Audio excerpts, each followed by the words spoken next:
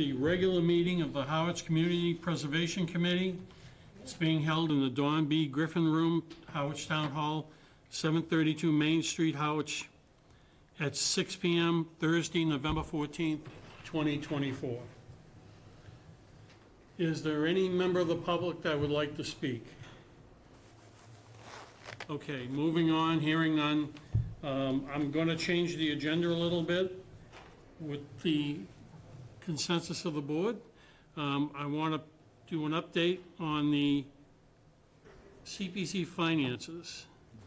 So I would like to invite Eric, could you come up, sit here and first name, last name? Sure. Please, identify yourself. No.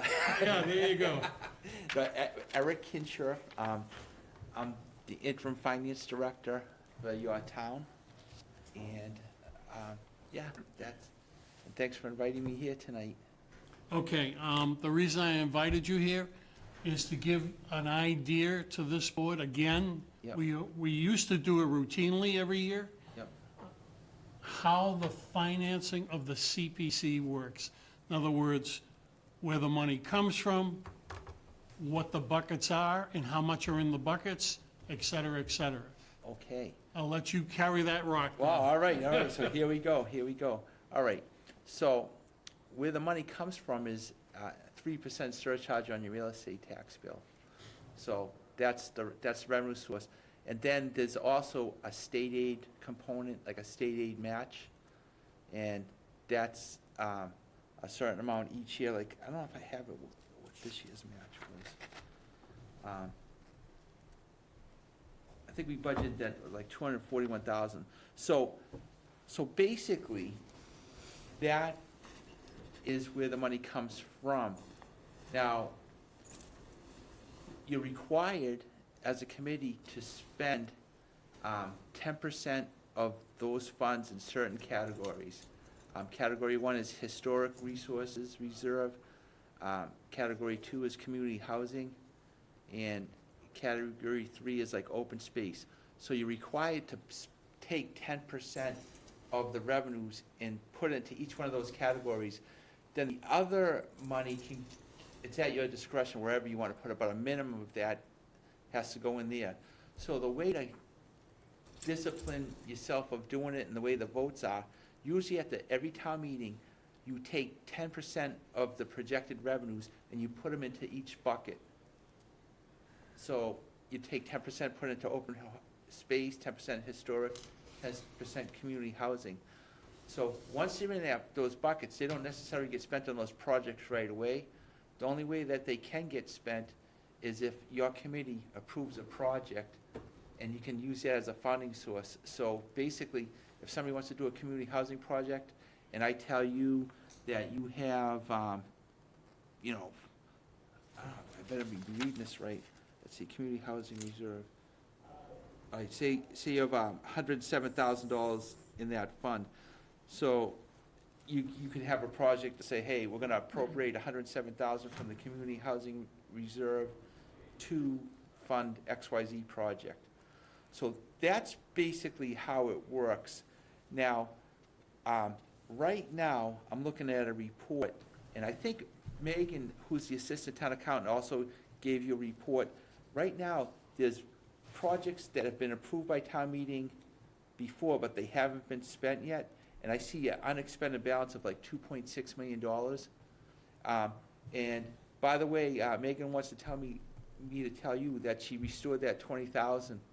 Oh, outstanding. Okay, so there we go. I'd like to bring the good news, yeah, because what happened there was, the way the description read before, it said administrative costs, but it wasn't administrative, it was for a project, so that's all set. So basically, where you stand right now, according to our accounting records, is that you have, right now, there's $6.3 million in cash in the fund right now, and 2.7 of that is already for approved projects. So it's encumbered. Yeah, so that's right. That's projects that have been set aside that have already been approved that just haven't been spent yet. And then you have some money in some buckets. So if you decide to do a project for open space, historic, or community housing, you'd wanna, if you're gonna fund a project, you'd wanna hit those buckets first, because that will help you meet your requirement.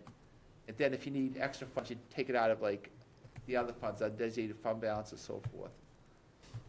So go ahead. No, No, we're that's good. listening. Just give us so- the numbers. All right, so right now, I have the historic reserve, I have 1,900 in that reserve.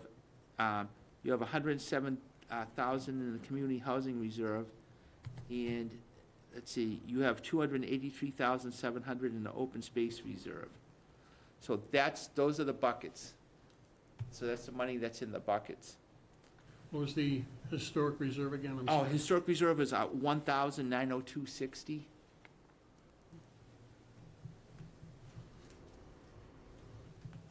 Okay, could you run through those numbers one more time, please? Sure, absolutely. Open space reserve, $283,700.70. Historic resources reserve is 1,902.60. And the community housing reserve is $107,500. So those are in the reserves. And then any excess funds that are unencumbered, so those are the specific buckets. If you wanted to fund projects that exceed those amounts, then it would come out of like the unrestricted, undesignated fund balance.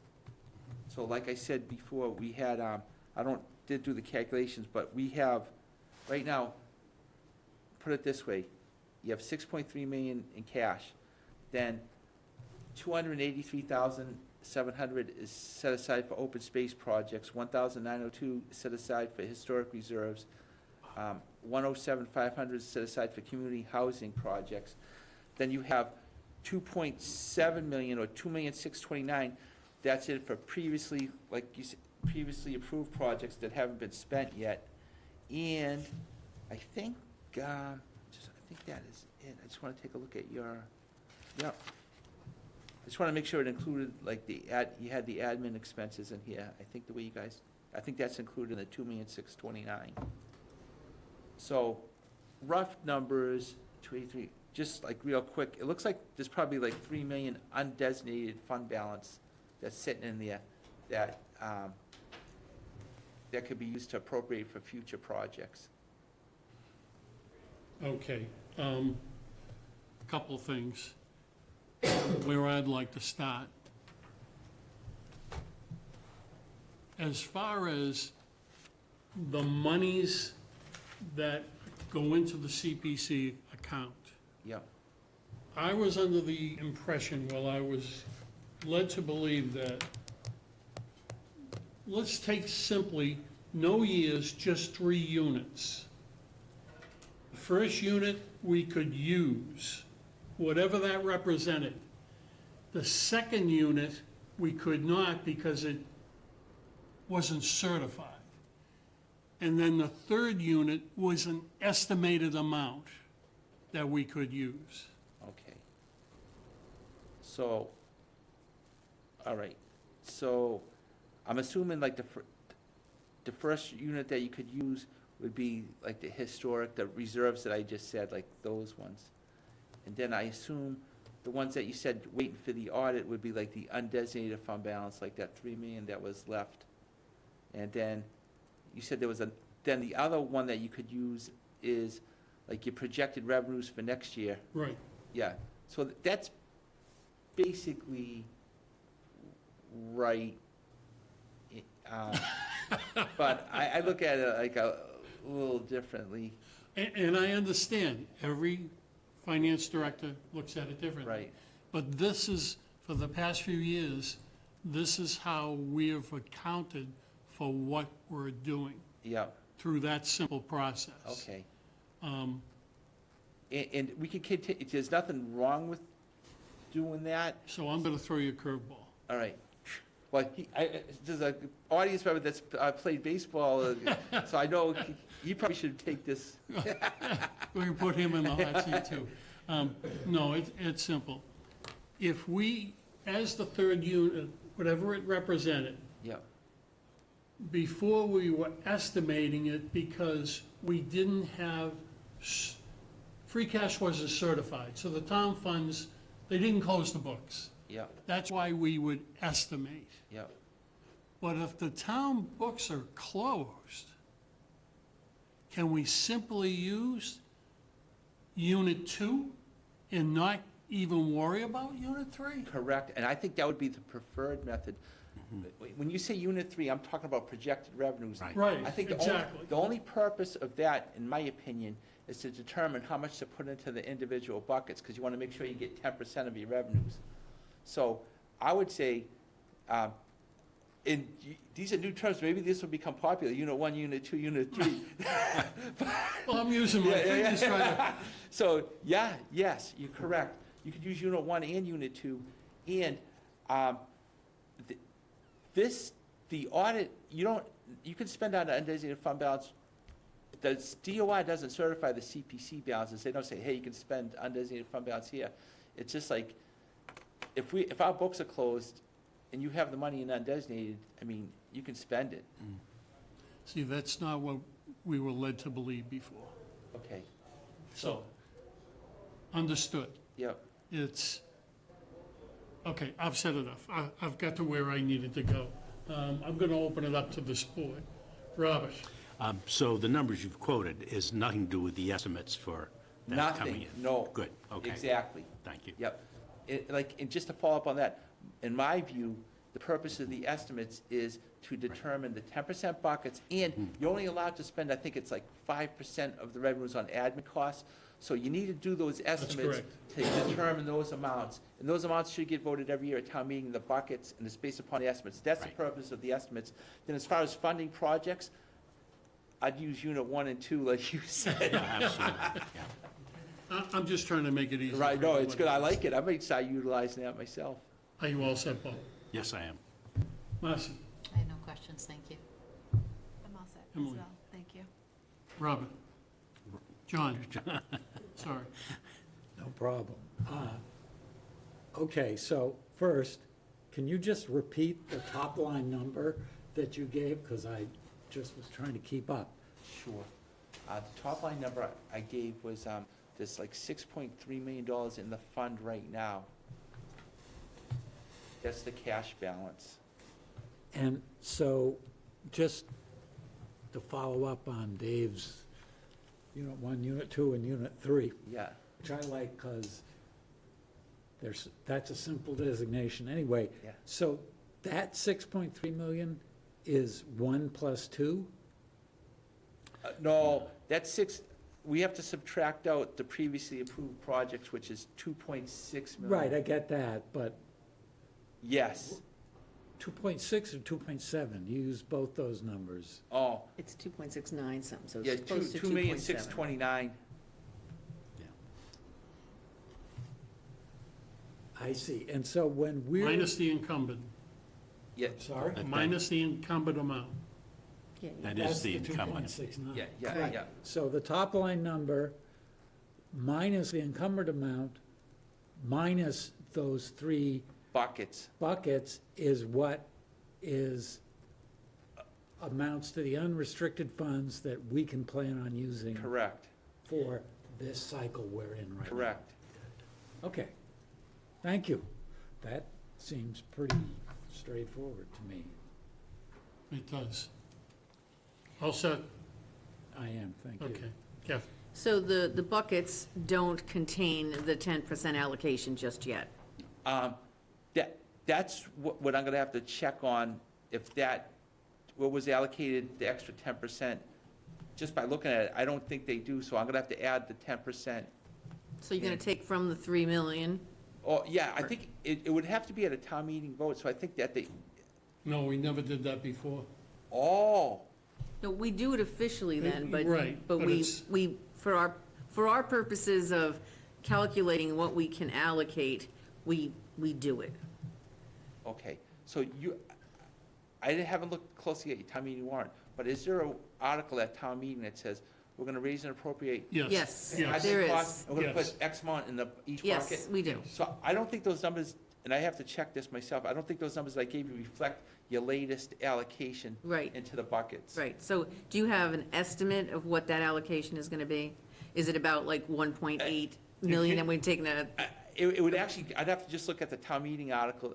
Oh, so in other words, if the revenue and the state contribution is about 1.8 million, then that's 180,000 to You each of got those it. buckets, right? that's right. And so we don't, that's not reflected in here just yet, Right. and that's just approximate. I Yeah, just wanna yeah. make sure we Yeah, understand that.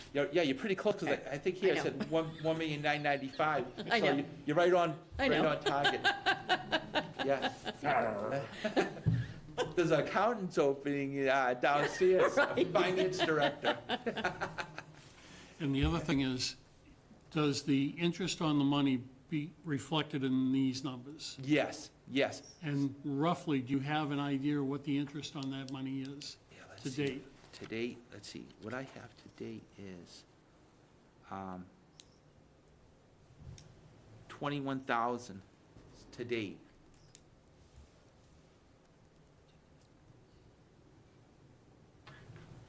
Okay. You stepped into a tough situation. Previously, there were things that weren't recorded, things that were misrecorded, et cetera, et cetera. And that's why that audit's there. So, I just got a confirmation today that they are gonna sign the contract, or they have signed it. Yep, I have it right here So you signed. have the contract. Yes, Okay, that's great. With the Truly Net? yes. Yes. Yep. I don't know how many, they're going back 4 or 5 years, but yeah, we'll provide any information that they need, but they're going to audit this and, audit these to make sure all the votes were recorded correctly and so forth. Okay, so I can appreciate the Board of Selectmen getting that document, but I would like the CPC to have that document first, considering the CPC's paying for it, not the Board of Selectmen. I would say that's a fair request, absolutely. And as a matter of fact, I don't know if you're privy to this, I saw it in emails, but the woman that's going to be in charge of this audit, her name's Renee Davis, but she wants to set up a meeting with you guys. So if you gave her a list of your potential meetings, I guess it was too quick. I said, I know they're meeting tonight. Tonight, yeah. Yeah, so you could have her, and she wants it, when she starts, she wants to hear from you guys, so she wants to meet with the committee.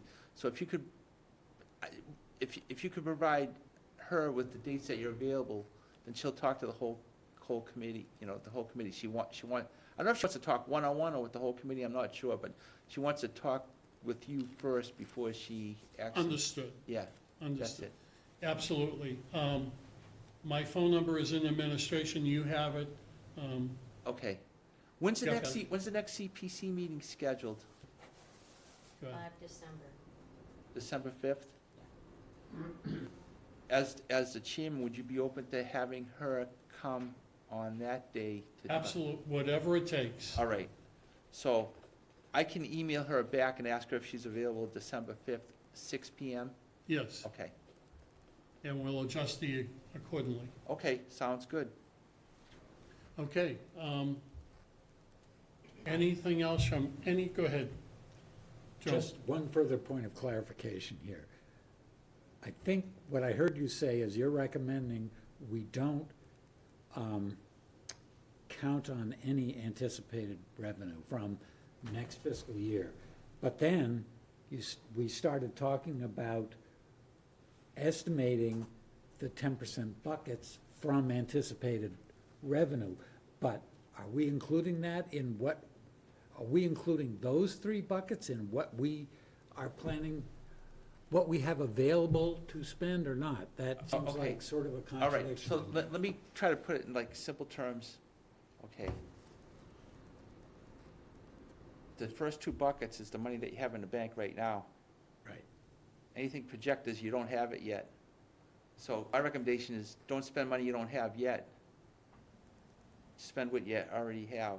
So those estimates, based on an estimate of what next fiscal year's tax revenue is gonna be, are just for our information, Yeah, they're they- not for planning purposes Well, right now. they do serve a purpose, so they serve, when you do your budget, you don't know what you're gonna collect next year, but you're required to estimate the revenues and take 10% of your estimated revenues and put them in the buckets.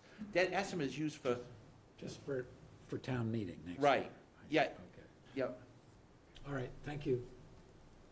You look perplexed. Thank you. No, because you had mentioned that looking at our buckets, you don't think they had been filled yet. You weren't talking about the estimated to fill them.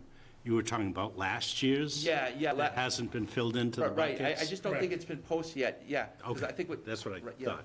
Okay, good. Does that help? Hmm. Kathy? Yeah, I guess. We'll see. We'll see. See when the order comes in. You understand? Yeah, I do. No, of course. Okay, all Yep. right. Is there anything else from the board? Hearing none, thank you very much All for right, coming. thank you, Mr. nice Kinzer. meeting Eric, I you. really appreciate All it. right, take Thank care. you. Okay, is another thing I'd like to discuss out of, since we have a representative from the Board of Selectmen here. I'd like to talk about the grant agreements. I'm gonna take this out of order, obviously. So, would the board member like to come up in front of the committee? To be put on the hot seat? The best I can for you. Please identify yourself. Thank you, Mr. Chair, members of the board, Jeff Handler, liaison to the Select Board for CPC. I think. Okay, Jeff, we're looking at, we talked at our last meeting about update, and this is just an informal information. We talked about updating our grant agreements. Our grant agreements are 6 or 7 years old, I'm not quite sure which. So, we'd like to put together something or revise what we already have, because there's been a couple of issues. And I would like to just inform the Board of Selectmen that when we put this together, we will send it through you to the board, and then you folks can send it to KP Law to have it reviewed. That's most likely the path. Okay, so again, it's informational, that's all. Is there anything anybody wants to ask the selectmen about this particular idea? Hearing none, thank you very much, sir, I appreciate the time. It's very easy. Do you have a time frame on this, Mr. Chair? We're actually gonna talk about it tonight. So, Thank you. we'll get back to you Excellent. as soon as possible. Have a great evening. Okay, that's fine. All right, next on the agenda. CPC minutes, September 12th, 2024 through October 24th, 2024. Is there a motion? I move we approve the minutes from September 12th, 2024, and October 24th, 2024. A second. So there's a motion at the second. Discussion. All those in favor? Aye. It's a vote. All right, next, project presentations, first night. Presentation 2024, 2025 CPA funding request. 12 project applications were submitted this year. Each applicant will be given 5 minutes to present in a following 15-minute incremental time for discussion for the board. The first one up is Recreation Project, Herring River Boardwalk Design and Permitting. So that's Amy. Me? I gotta get these typos, I gotta get them enlarged. I made a couple of copies of the slide presentation if anybody wants one. I knew you would, thanks. Can I snag the PDF of your PowerPoint so I can pop it onto the website I'll following? send it the to you meeting? in the morning. Great. Okay? And the amount of request is $168,000. Correct. For the record, I'm Amy Usowski, Conservation Administrator for the town. Thank you for having me here tonight. I'm very pleased to put this application in front of you and in front of the town. The project is, I thought, appropriate for recreation or potentially some undesignated funds. And it's for the design and permitting of a potential raised boardwalk over a section of the Herring River Marsh that's currently being degraded. So the project would include the study, design, and permitting of a potential raised boardwalk leading to an existing pedestrian bridge over the Herring River in the Bell's Neck Conservation Lands. And that path on the screen in front of you is an area that it would cover. So essentially, just to orient you, from the tree line in the background there, it wouldn't start at the tree line. We would propose it to start a bit inland to plan for climate change and sea level rise and everything like that.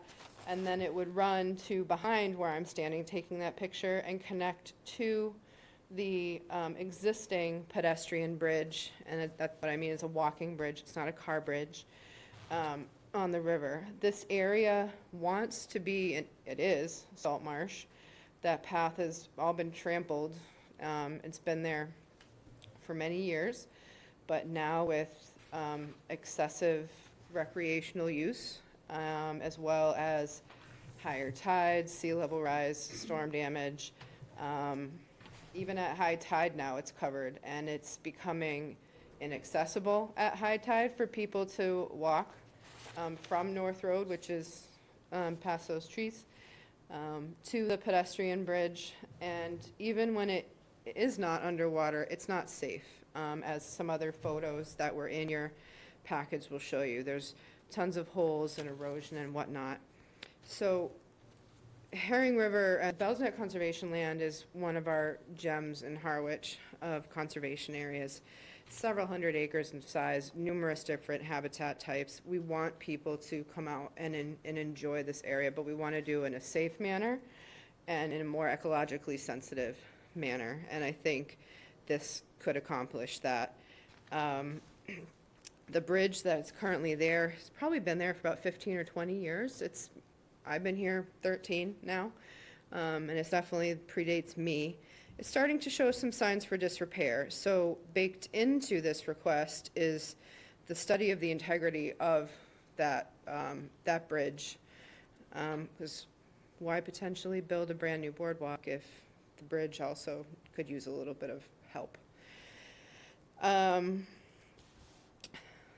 I measured it out. The structure potentially could be about 250 feet long. It would be a safer means for the public to traverse the area, and it would also potentially allow for folks with different levels of mobility to access this area, which they currently cannot. Also, grant funding is being investigated. So, let me see if I can. Is there a way that I can do it by slide, Matt? This, if you do left and right, it should go. I was doing left and right, but it was going like half page by half page. Try it one more time. See how it cuts it Yeah, off? that's what we got. It's the type file type this time. What if I go up and down? No? If you go left and right, it should go pan down. Is that? Well, it just cuts off like the background and project area slide. It cuts it in half. All right, I can I'll scroll down for you. Oh, perfect, thank you. I appreciate that. Can you scroll, there you go, that background project area. So the project area is that long elongated triangle there. In the middle of the river is where there's an existing bridge. There's some parking and access to the north. And on the south side is the end of North Road where people also can park. If you can scroll down. On the left-hand side, the photo is approximately where I would envision the boardwalk starting, a bit higher up than the edge of marsh. And then I walked, go back, sorry, Matt. On the right-hand side, I walked maybe about 100, 150 feet and looked back, and that's the view there. Currently, what you see there is, that's an area where people do put in their boat, canoes and kayaks. Fishing and crabbing is extremely popular there, and it's kind of eroded the marsh in that area, and that also floods. And on the left, it shows the current bridge, and the one on the right is more of a complete picture of most of the entire length of the project area. All right, thank you, Matt. So the problem is, it's a good one to have, that the area is used a lot, and it's used by people getting out in nature and enjoying it. And just with higher use, and storms and high tides and sea level rise, it's been kind of negatively impacted. Vegetation that was there in the marsh has been trampled, and it's not accessible. So, first thing we needed to do is, we need to do a study. What are some options for the area? What does the area lend itself to? So, we sought some quotes for work. I reached out to about 5 companies that did this type of work. I had a site visit out there with them, and 3 came, and I got responses from 2. So the requests are the quotes that came in. I based it off the higher quote and then put a contingency of at 15 to 20% on top of it. I think the higher quote came in at about 140,000, and that was from TRC company. No, was it TRC? I apologize. No, it was Horsley Witten. Thank you. It was from Horsley Witten, but it was just a much more comprehensive evaluation of what was needed, and will really give us, I think, what we want. So I used that and added a contingency on that. Again, it includes the assessment of the pedestrian bridge. And our anticipated time frame for design and permitting would be 12 to 18 months. That being said, it's because it's going to need local, state, and federal permits. I had hoped a year, but I'm going to err on the side of caution and go 18 months. Again, we're going to be continually looking for grants for both the design and permitting aspect, as well as for construction. This may very well qualify for some natural resource conservation service funding. We don't know yet. Has not been applied for to date. And then just a section on how it fits into approved town plans. So one of the major goals of the local comprehensive plan is to protect the assets of the town while enabling use at reasonable levels in a conscientious manner. And I think this project kind of exemplifies that. We want to protect the Herring River Salt Marsh, the river. It's a wonderful asset, as is the Bell's Neck Conservation Area, to the town. But we're not currently enabling use in a conscientious manner, either to the people who are using it, because it's not accessible to everybody, and it is dangerous, and it's also bad for the salt marsh. Salt marsh is a critical habitat that is noted in the local comprehensive plan as being important to preserve, and by a raised boardwalk, we potentially could get it to rebuild and assist it in the revegetation process of that area. In the open space and rec plan, one goal is to protect our natural resources, salt marsh being a very key natural resource in this town, and to protect and enhance the town's natural character. Again, salt marsh, letting people out there to enjoy it in a respectful manner. I think I've already kind of mentioned how it benefits the citizens of the town. And we did receive support from the Recreation Commission and Conservation Commission. And I have a verbal support, which I'll get you a written, from Michael Locke at the Harwich Conservation Trust. I will get you that in writing as soon as possible. And with that, I will take any questions you might have. Okay, thank you, Amy. Going to open it up to the board. Robert? Yeah, on the ADA compliance, I think that's great, but they didn't mention anything about ADA parking. So I would think you need to have it as a separate line item to make sure that's included and studied. Because I think there's, as I recall, there's more parking on the north side than the south side. There is. Yeah, but that would be, I'd love to see that in the proposal. Okay. That's it. John? Thank you. Jeff? Yeah, so the bridge that's there now, is that ADA compliant? No. No. So, when you talk about, you're not saying that this new boardwalk would be ADA compliant, it might be more ADA accessible? Or are you We're talking not about making it sure. ADA compliant? We're not Because- sure to the level that we can get it yet, and that's what part of the study will be. The goal is to make it ADA compliant. If that has to retrofit the bridge, we'll cross that bridge when it comes. But that is the goal. Okay. So, the boardwalk, I mean, some of the pictures that were included in the Horace and Whitley thing were pretty elaborate boardwalks. Yeah.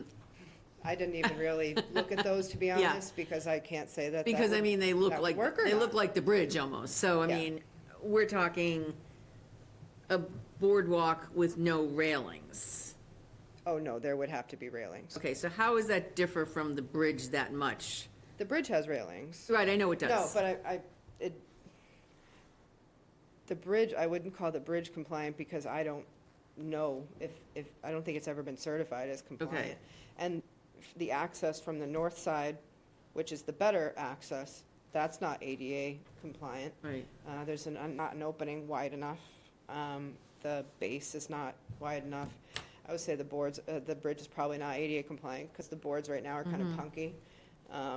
so regardless of whether the bridge needs to be rebuilt or not, it would need to be adapted to Adapted. be ADA compliant Correct. to the boardwalk. Correct. And the boardwalk is gonna be just on one side of the bridge, or is Yes, it? because the other side, well, that's the thought right now. The other side is much higher. It's been built up. There's a earthen berm that's much higher on that side. Okay. So when we talk about a boardwalk, we're talking not just a boardwalk, we're talking A railings. raised boardwalk. Raised boardwalk. So if you can imagine some of the docks and piers over Salt Okay. Marsh, especially the newer ones, which, they have, any raised structure over Salt Marsh, according to conservation's and the state's regulation, has to be, if it's going over a marsh, it has to be 1.5 times the height of the width. So if you're doing a 4-foot wide boardwalk, it's gotta be 6 feet minimum above the marsh. So visually, this is gonna be very It potentially could be, again, we don't know, but different, let's Yes. just say. How does this differ from, say, the whole Wing Island thing that was presented, a year ago? It sounds very similar. So I don't know the complete ins and outs of that, so I don't want to compare, if you don't mind.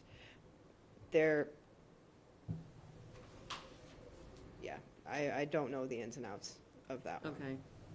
Well, I mean, like, some of the objections were, putting something where something wasn't before, and, Yeah, you I know. guess, yeah, my argument would be, is that people are going to continue to use this area.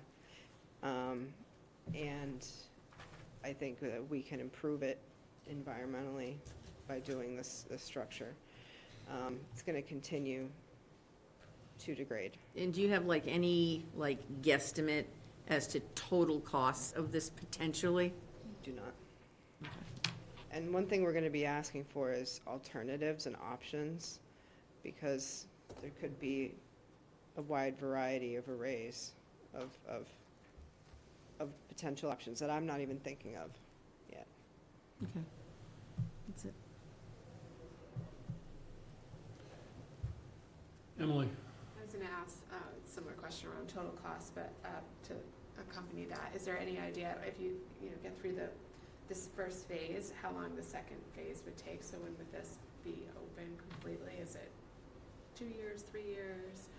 My hope is that if this gets funded and 18 months after that I'm sitting here this time next year asking you for construction funding to assist with hopeful grants and whatnot. I'm hoping by this time next year, we'll have an idea of what it is we're going for and how much it's gonna cost to build, and have maybe some initial permits under our belt.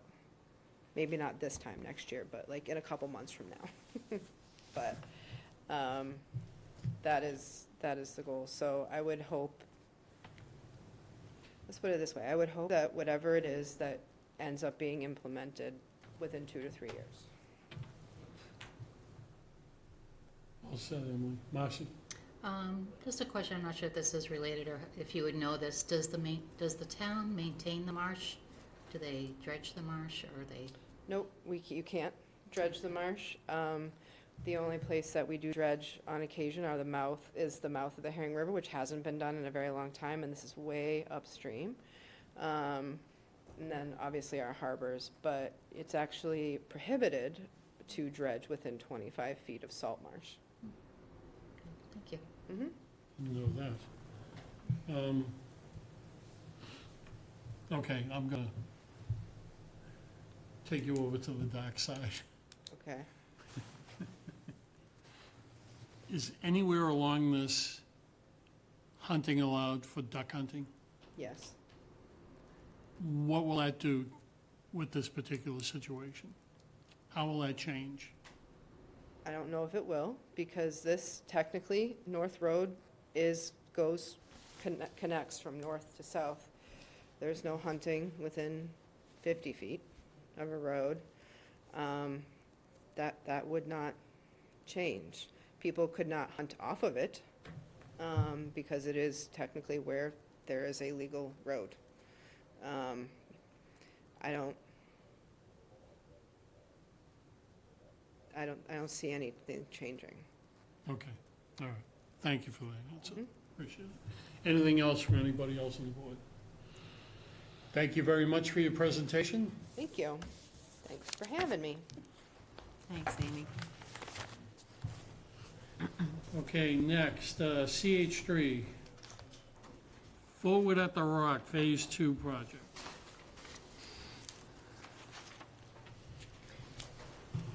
Would you please come up, have a seat, and identify yourself, please?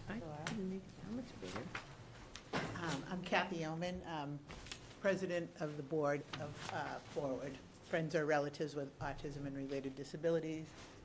And this is our Executive Director, David Kaplan. Welcome. Thank you for inviting us. You have the floor. Thank you. Forward became a nonprofit in 2014 for the purpose of building affordable housing for adults with autism on town-donated land in Dennis. We went through a process at town meeting where the select board were allowed to, through an RFP process, lease us the land. We have a 99-year lease for $1 a year, which is fully paid. And so we have been there since 2015. We opened 2 group homes in September of 2020, in the middle of the pandemic. Each home has 4 bedrooms and 4 residents, 8 residents altogether, on half of the property. It's a 4.6 acre piece of land on Holcomb Rock Road in Dennis. We received CPC funding from 6 towns around the Cape for that Phase 1 project. The group homes are subleased and run by Capabilities.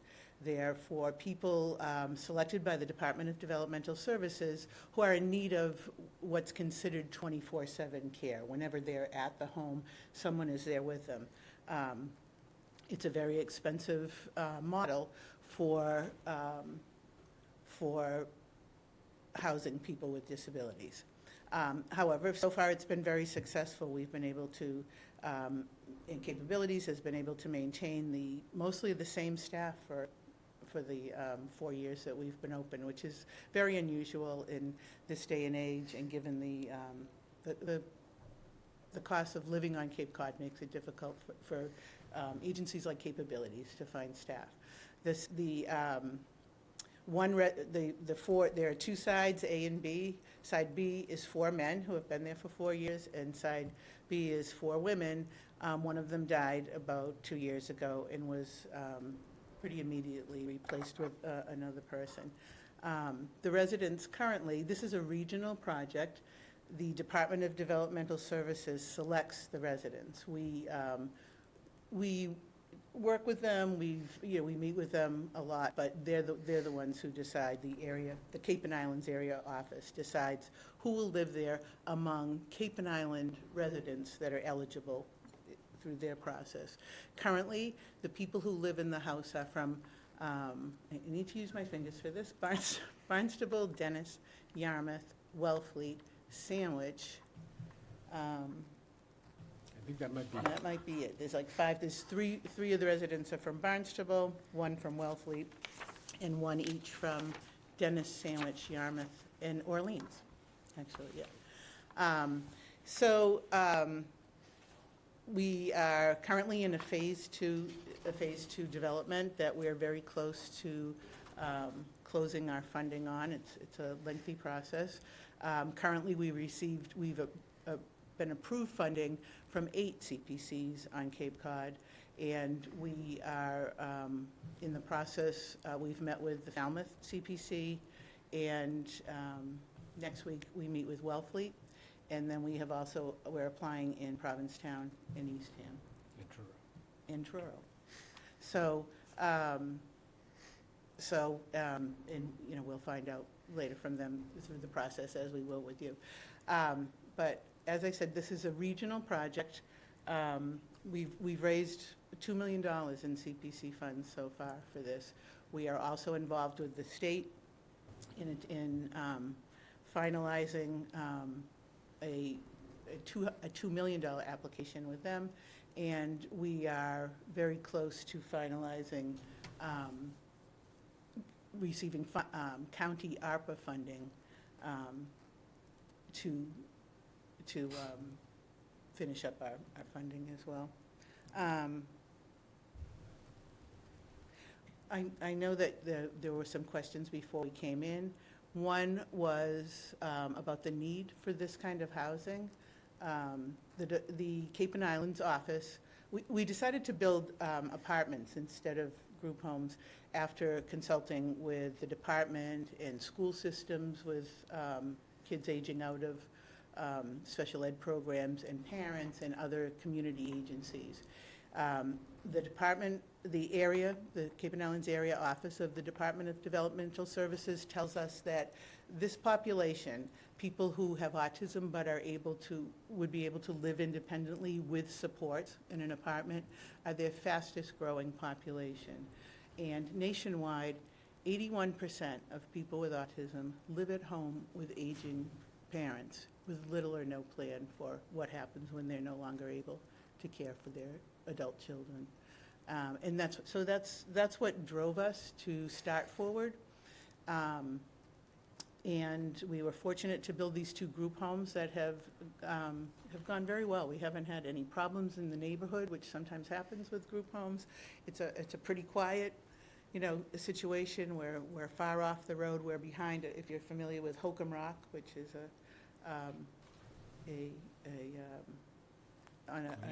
Glacial rock? Yes. A historic rock in Dennis. We're looking forward to completing our fundraising and closing on our financing and breaking ground on phase 2, the 8 apartments. Did you want to add anything? I think you covered it in the application, for sure. Okay, I'm going to open this up to the board then. Marcy? I just had a question. So I am familiar with Holcomb Rock Road.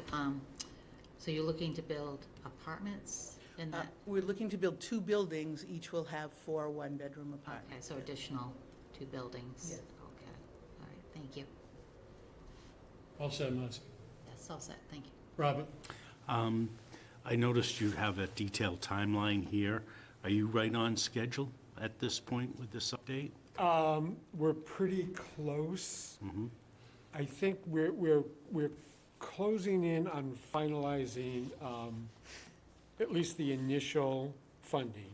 I think I mentioned in our cover letter that we'll close on the funding even though if you do award us this grant, it'll be timely that it comes in next summer, after town meeting. Yeah, that was my next part of the question, Yeah. is the timing, because if you're closing now, do you have all the finance you need to build the units at this point lined up? We don't have all the financing we need to, we still have a gap at the moment. Okay, We still have to do the final closing with the $2 million in state money and the ARPA money. They have certain criteria before we can go to closing, and we've almost satisfied all those criteria, like having a commitment letter from the bank and some other hurdles that we have to go through. We don't, and we've been value engineering the project quite a bit to try and lower our costs, see what the alternatives are if we don't get additional funding. We've cut out a number of things that we would like to restore to the project that we think are important to the people who will be residents here. But that all is sort of pending this last group of CPCs, which Kathy talked about, the mostly Outer Cape. so at this point, what is your shortfall? Do you have a number? Our shortfall is, if no additional CPCs come in, then our shortfall right now would be about $500,000, I think. If they all do, we'll be all set. If Right. they don't, we'll do further value engineering. And there are certain things that we've pushed to the end of the project. Right. We did the same thing for phase one. It worked out. We think it'll work out again. Sure. And there's some things that lend themselves to coming in at the very end, like just an expensive generator. We Right. don't need that until we know it's about to be a finished project. We cut the landscaping in half, and a lot of that meant cutting out amenities for the residents, shade areas, some benches, that sort of thing. Again, we would want to restore that at the end and look for funding participation from the current CPCs where we have applications to make that happen. Okay, thank you. All set, Rob. Emmy, I think I'm okay right now. Thank you. all right, John? Yeah, I know you gave numbers, some demographic information in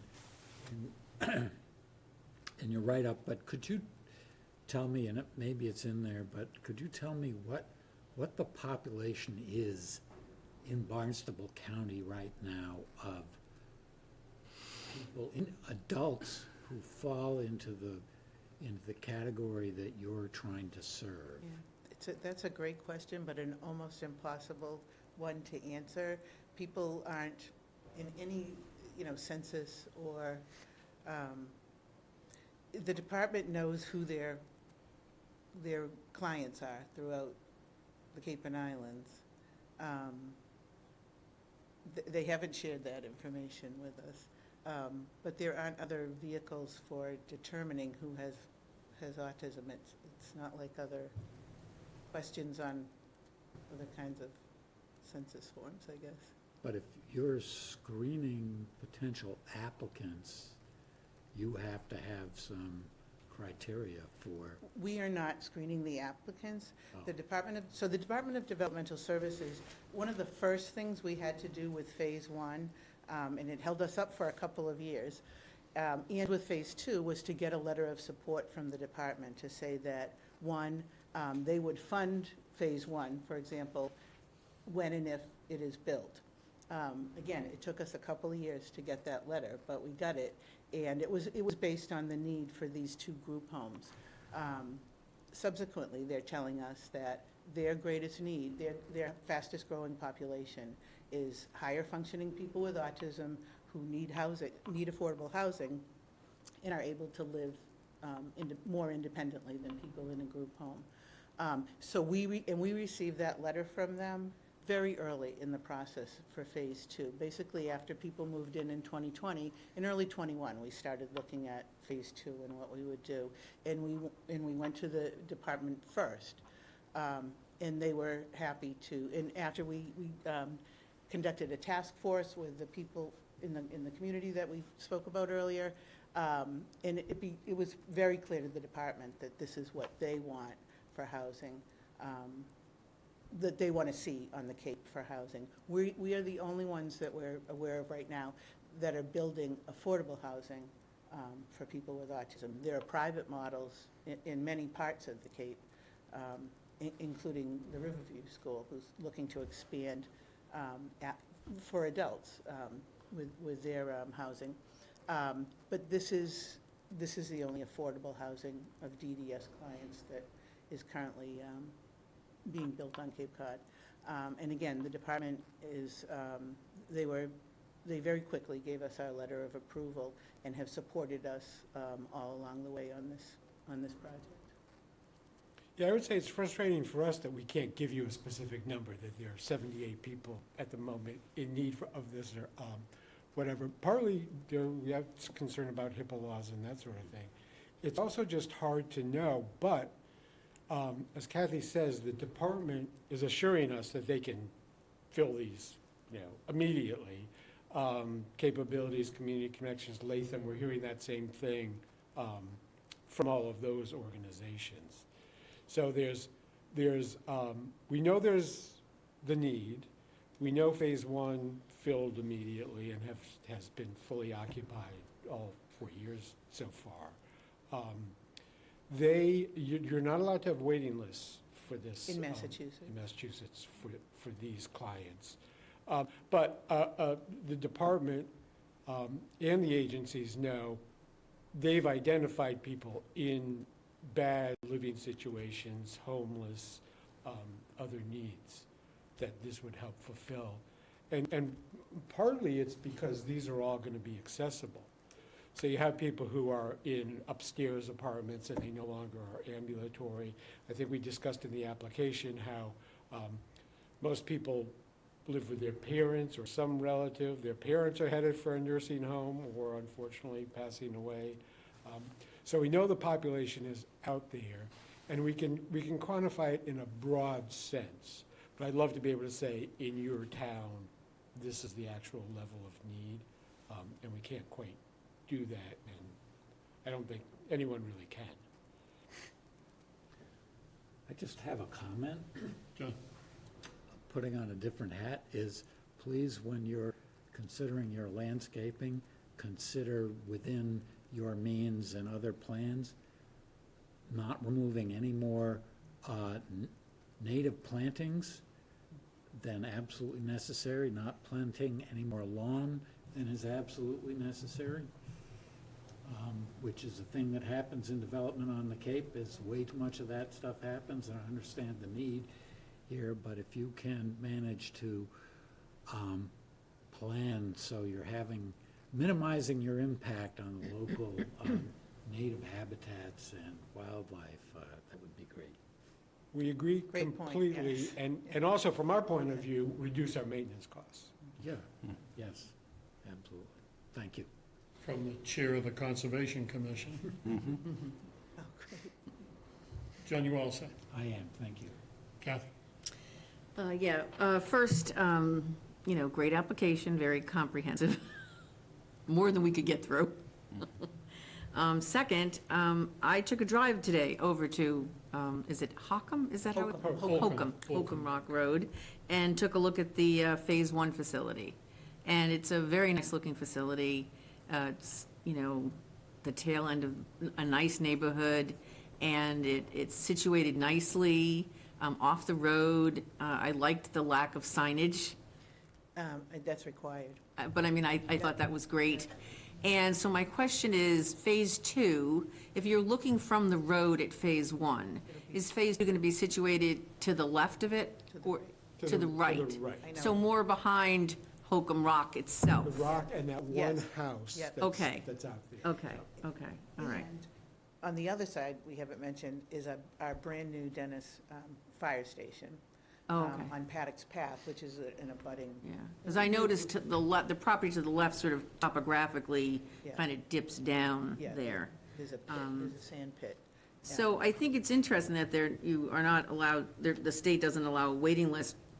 In terms of availability though, like, so you've had 8 residents for 4 years, and there's just been 1 turnover. Right. Is that correct? Okay. Let's see. I did have a question about the requests to the individual community preservation committees. I noticed that the requests were different. Yeah. What was that based on? Well, Watching these meetings. well, I do quite a bit of that, yes, but some of it, the first time around, some of it was based on what our funding gap was at the time. So we would go to the next CPC, also looking at the number of kids they have in special ed programs, Okay. the population, if we could find out what the CPC budget was and other projects being considered.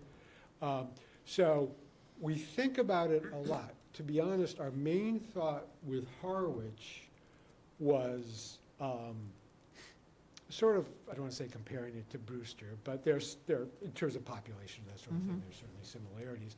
Brewster had given us, for this project already, 120,000, and the last project, 80,000. So they've already committed to 200,000. So that's part of what goes into it, the fact that you're our neighbor. So all of our neighbors so far have contributed to the project.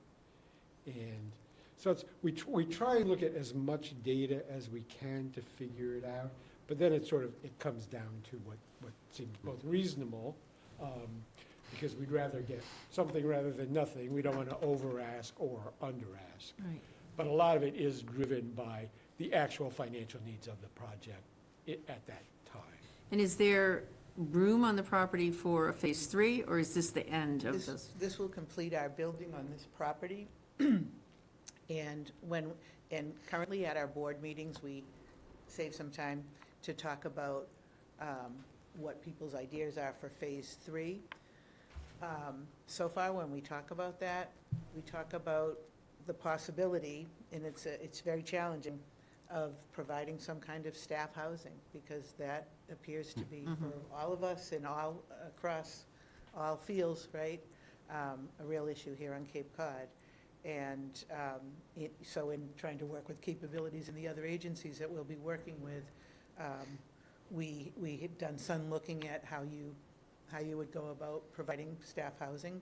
It's probably a privately funded situation. At this point, there isn't public funding or public models for that, and it will probably be many years before there are. And we've also thought about looking for property in other towns. We were fortunate in the beginning that our town administrator and our select board were very supportive of finding. We didn't find the property. The town found this property for us, actually our former town engineer. And Housing Assistance Corps was open to working with us, a small nonprofit with not much, we had no history of raising money, and they got behind us and helped us with the applications to the state especially.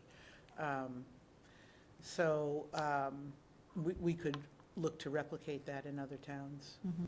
And I noticed that, at least in phase 2, they're all electric, the units. Yes.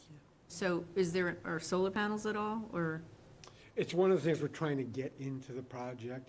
We'd like to make it as self-sustaining as possible, and again, reduce our own costs for electricity. So we think we'll be able to get the solar panels in. It's being built to the new energy code. It's going to be a very tight building, possibly not quite pure passive, but consuming low energy. Everything will be heat pump technology.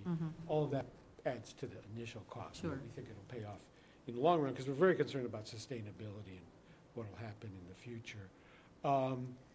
So we're hoping that, and it may require a few grants outside of CPCs and other sources, to install solar, and it's a very sunny area, kind of fairly up on the hill. Yeah, And so we're hoping to be able to install solar and install solar battery backup. And to eliminate the gas generator, that will be, no gas will go to the house. But at the moment, the plan is to have a gas generator, unless we can get the solar. Solar will be more expensive, but we're working on trying to do that. and so I saw the small kitchens. Do most of the residents cook for themselves, or do they cook in the community center as a group? Is that? I think people would be cooking on their own.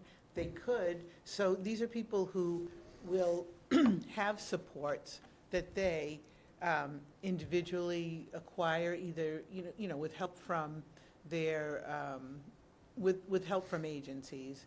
And cooking class could be, we imagine that cooking class could be part of, like, the whole group could be involved in that, and then, go back, like, share a meal together, but then use those skills in their daily living activities. And we imagine that people will pool some of their resources to have group lessons or support, assistance, and some of it will be individual as well. So these are people who will have supports, just not live-in supports. The Right. department will screen them to be, people who are able to be safe around an oven, a stove and an Right, oven. okay. Last question. Is there access to public transportation? That is a really good question. Because I would imagine some don't drive, some do drive, of your residents? We won't know until, personally, I think I have two sons with autism. One of them drives and one of them Sure. lives in a group home. I think most of them will not drive. That's a challenging skill for people with autism. But the people who live in the group homes, who have more supervision, they have, one of them in particular, I'm thinking, has like a private transportation, you can get the B-bus to come pick you up. You schedule, something you schedule, and these people should be able to do that on their phones. And we want to rely on technology as much as we can for people to do that. So I don't think, we should look into that, and that would be something that forward, so we're always looking at what can we do besides, we're not just building these houses, we're involved in this community as well. Sometimes we go over and weed, sometimes we have fundraising, we do other things. But maybe, but part of what we should look into is advocating for transportation on Holcomb Rock Road. I do know that people that it's not too complicated to arrange your transportation with the B-bus currently. Okay, thank you. I could add that a number of the residents probably still will be going to day programs Right. during the day, so they'll be They might getting be picked up. They get picked up, yeah. transported And- over. And that's what happens now. Right. And just another quick thing on your cooking question is, the state is really trying to drive assistive technology into this process. So one of the things they're doing are sort of these dream things where there are barcodes on food. And so it can program your microwave for you. There can be cameras in the refrigerator to estimate the food needs and that sort of thing. So that's all, the state will be adding those resources, depending upon the actual needs of each Okay. resident. Interesting. It's fast. Good luck. We won't even have to eat it in the future. I'm good. Okay, it's a learning experience for me. Marcy? Just a couple questions. Is there laundry facilities? Like, That's an excellent question. Each of, each of the units will have a washer dryer. Our board, in contemplating, laundry for this Phase 2 project, we wanted to have a laundry room with a couple of, how many do you need for 8 people, how many washers and dryers, and we thought that would certainly be, for us, built, in terms of the cost of those appliances. The department insisted that everyone had, that a public laundry room, or, even for 8 people, is like going back to college. And remember, you'd come in and your laundry would, and the first time someone's laundry is in a heap on top of the dry, whatever. You can imagine that it's college magnified, and that they were very insistent that we put a separate, washer dryer in each unit. So that's what it is. And then another question, because you mentioned Latham and capabilities. Do you also work with the May Institute, or is that a totally The May separate? is not really here, yeah, the May isn't as much of a presence here on the Cape as it was 20, Right. 30 years ago. Right, right. But we do work, we are often invited sometimes to do legislative advocacy with Latham Capabilities, the LIFE program, and Community Connections. Okay, thank you. All set, Nancy? Thank you. Okay, anything else from any member of the board? Thank you very much for your presentation, I appreciate your Thank you. time. We appreciate your consideration. We're nowhere from out of town, but we appreciate your consideration. Thank you. Have a good evening. You do, thanks. Okay, next,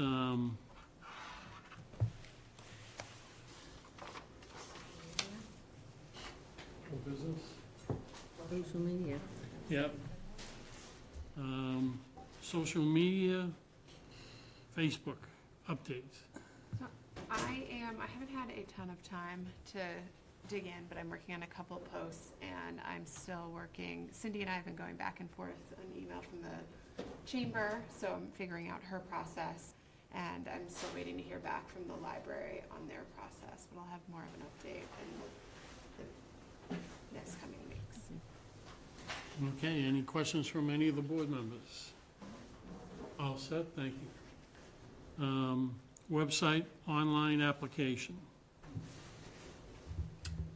I don't have anything to report, really. I just been doing a little cleaning up of the website, but it's nothing of any huge impact. Okay, anybody have any questions, any board members? All right, moving on. Next agenda meeting points. Anybody want anything on the next agenda? Jan, how many applicants do we have next? Just two? Hold on. One sec. That will be the fifth. The fifth, we have Robin Cemetery, Larry Trust, and the Cape Cod Tech. 3. I'm sorry, 4, because Robin has 2. So Robin has 2 for the cemetery, Larry has the housing trust, and the Cape Cod Tech is talking about their big project. All set? 4 apps next. Okay, our next meeting is also going to talk about the grant agreement, so when are we doing that? Again, the date. 5. That's, No, you're talking with the Miss Davies, or Davis of the financial The auditor. auditor. We're not doing grant agreements next week, Do you- next month. next month. Good. I mean, do you think it's a good use of time to have the auditor address the whole group? I would think that maybe you should meet with her first to kind of. No, I want this in the public airway. Okay, all right. Okay, I was just I thinking. want to be it's- as transparent as possible, Okay, so. And if in fact nothing is found, then I'll be a happy camper. I hope the board's a happy camper. I hope the select board's a I happy camper. wasn't concerned about what was being found. I was just concerned that, just getting bogged down in like details that she may just have questions about how, not of how things were done, but like what buckets things were coming out of and, that kind of thing. In the past. That's all. It's hard to have those answers fast. Well, all you'd have to do is look at the town warrant. Yeah, that's what I Stuff. mean, fast, okay. You Well, want something from. Well, I'm just 20, saying, it's, Give me a second, and it's this. I mean, it's just, Yeah. that's what I mean. yeah, We have that info. we do. And the rescissions and, just that kind of stuff. I mean, a whole meeting is really not the place for those kind of things, I think. The detail, like just random questions, not the overall whatever. But I would like to hear what the young lady has to say. yeah, I'm sure. So, anything else from any of the board members for the agenda? Okay. Do I hear is there anything else to the secretary that I'm forgetting? Right.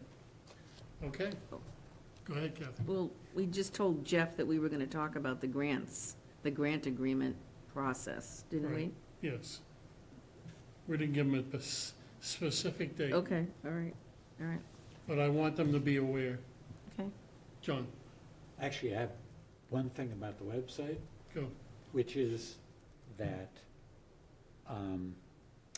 Jan poked me a week or something ago, asking me to remove Kelly's name, which I did, and previously, before they switched the software over, I didn't have any authority to change members' names. I went and removed it, and at the time, I noticed that we had 2 select board representatives listed. And I just asked Jan about that. But I went to look today, and I saw that Kelly had been returned to the list. I did not do that. I removed her again. And Jeff's name had also been removed, and last I looked, which was a few hours ago, it just listed Julie as our select board representative. So, I don't know who's doing this, but probably someone should, that needs to get straightened out, and I wouldn't know where to go to do that. And I'm actually uncertain about whether the town administration or whoever is expecting me to update the list of members on the website when changes are made, or whether there's someone else doing it. Someone else is doing it, Good question. but it's always been an issue. The list has always lagged behind. And the software's changed, and probably the process has changed, but I don't know what that is. So I'm a little uncertain about whether I should be trying to manage that list or not. Can you make the inquiry? I can just call administration and speak with whoever answers the phone and ask the question. I mean, I don't know what level that rises to. Have you asked the IT director or person? I'm thinking there may be some automatic refresh type process that goes on that puts back data. I'll call Sarah and then I'll go from there. That's Yeah. a good suggestion. Okay, sure, I'll follow up on that. All right, thank you. All right, anything else from any board member? Just related to that, are we expecting another member to replace Kelly? We actually are down 2. Mm. So, and I've informed the Board of Selectmen through Jeff Handler, our representative, and he is our representative. So, now it's entirely up to them. If you have any thoughts or recommendations, forward them to either like McCaskill or Don Howell, because that's the interview committee on the board. So, that's Well, we have 1 selectman's liaison position open, and we have 1 housing committee, maybe. right, open. Okay. You're at the housing authority. Authority, Right, yeah, exactly, yeah. yeah. You're looking for a housing committee? Yeah, yep, Yep. Okay, and now it's out in public, so, well, everybody knew that. yeah, that's true. Okay, anything from anybody else? I'll entertain a motion. So moved. All in favor? Aye. Aye. Good night, folks. I second it.